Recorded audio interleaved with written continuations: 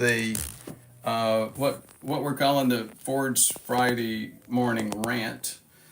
And I'm not much of a ranter, but I get emotional. As a content creator on YouTube, I follow other healthcare and especially prevention content creators.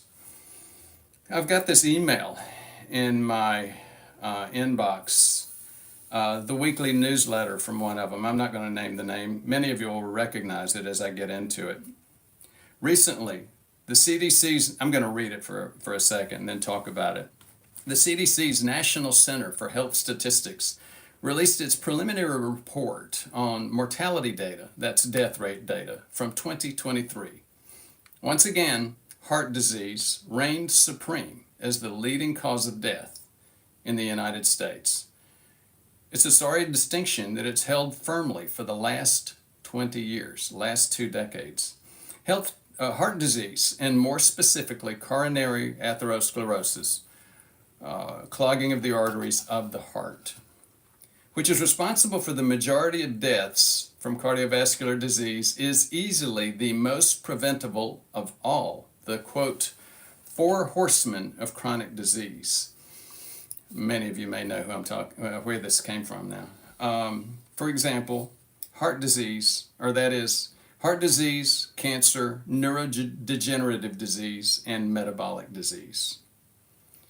It is caused by ApoB containing lipoproteins, 90 to 95% of which are LDL, and which penetrate artery walls and initiate atherogenesis, again, plaque in the arteries.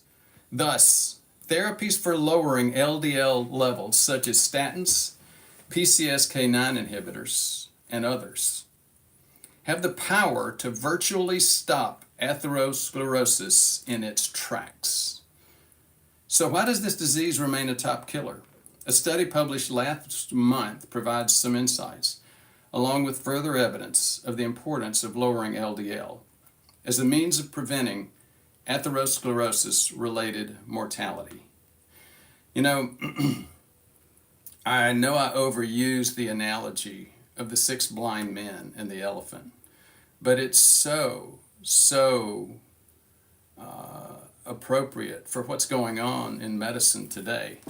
The lipidologists see and hear and feel LDL, just like one of the blind men felt the elephant's tail and said, this is a rope, this disease is a rope. But then you've got other folks who are up in the front feeling the trunk saying, no, this is like a snake, this is not a rope, it moves on its own.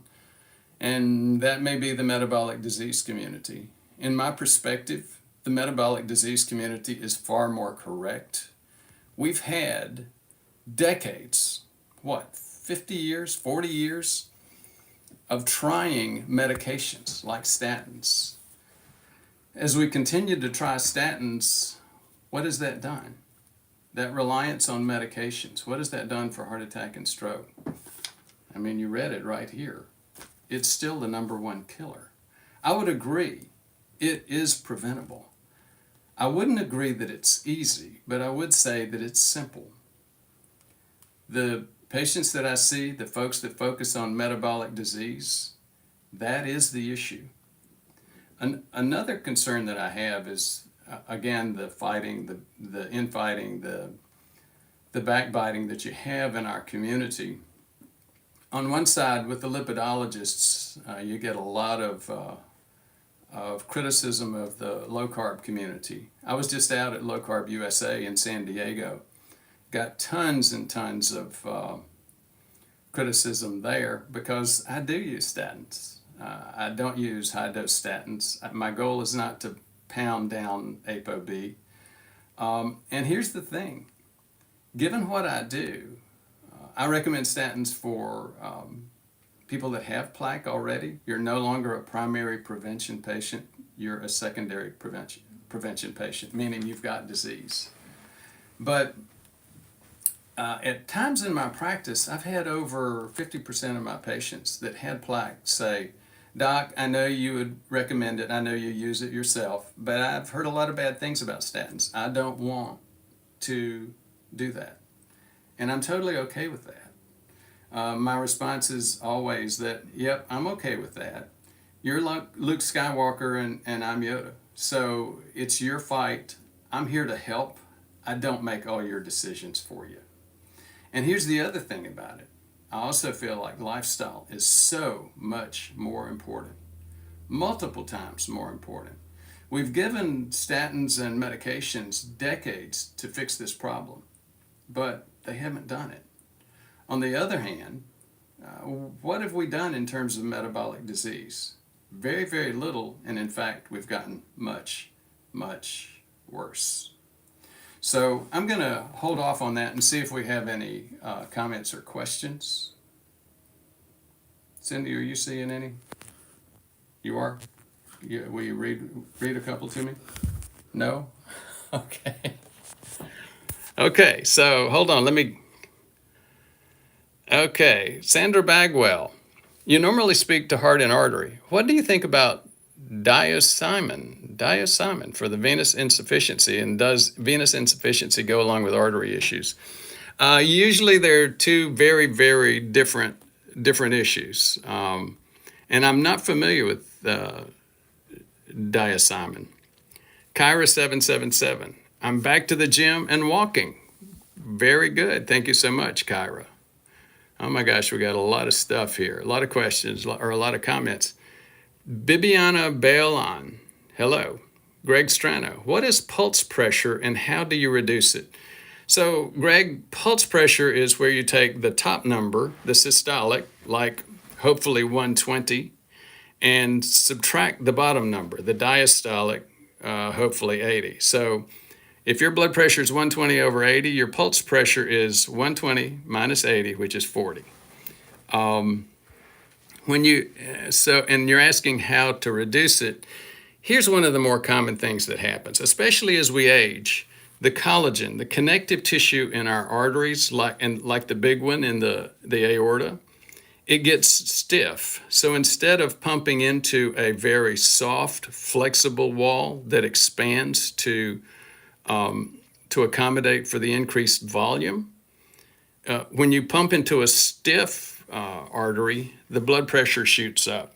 So the biggest thing to do is not get old, not get stiff collagen. So, and how do you do that? One of the key things is managing your blood pressure early. When in your 50s, your 60s, you start getting pre-diabetic. Starting to develop blood pressure problems is one of the most common causes, or one of the most common causes for that.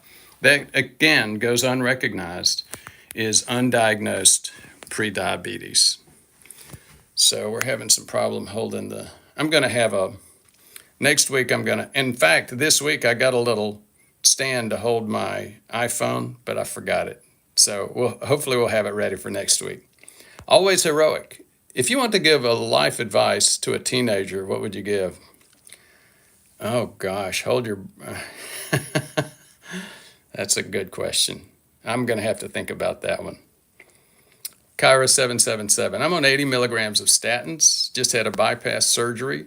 I don't feel comfortable taking them. Any advice, please? Well, Kyra, I can't advise you over the internet. I will say I've been public before many, many times. I don't use high-dose statins. The statin that comes in 80 milligrams is the most common one is a Lipitor or atorvastatin. I don't use that one either because it's not quite as good at cardiovascular inflammation, which is my major focus point. The lower dose statins do manage cardiovascular inflammation. So I usually use 5 milligrams of Crestor, or I use another one called pitavastatin, or it's also, the brand name is Livalo. Again, I can't advise you on what to take. Glad to hear you're back at the gym and walking, though. Orokinase tablets can be taken instead of natto. I'm not familiar with orokinase. It sounds like it may be a brand of nattokinase. So let me see if there's anything else I want to respond to. If not, I'm going to talk for a minute about cyclodextrin and Cavadex. Before I do, cap walks. Should I up my statin dose? I have plaque and take a low dose statin. I have 0 side effects and I'm not a statin hater. Oh, and I'm very active. Well, I mean, again, cap walks, I don't advise individuals on their care. I think I just told you what I do in terms of statins. And Kyra, yes, I responded to your question. Paulette Jackson, I have familial hypercholesterolemia. Found out I have severe mitral valve calcification. I gladly went on 40 milligrams of Crestor. Have an echo study scheduled. I'm 77. Paulette, thank you so much for sharing that. Most folks are not aware of familial hypercholesterolemia. If you have an LDL of 180 or above, you have a very good probability of having familial hypercholesterolemia. It's not just high cholesterol, it's a genetic variation in which we don't burn or metabolize our LDL as efficiently as most people do. There are over 2,000 genetic variations, or SNPs, the scientists call them, that can cause this. The PCSK9s actually were developed out of a knowledge of this problem. I can tell you, I've got a ton of patients with familial hypercholesterolemia. Most of them have LDL levels 180 to the low 200s. Now, I can tell you that's what we call a garden variety or heterozygous familial hypercholesterolemia. That means you got that gene, that hypercholesterol gene, from either your mom or your dad, but you didn't get one from both of them. That's about 1 in 300 to 1 in 500 families now, and people.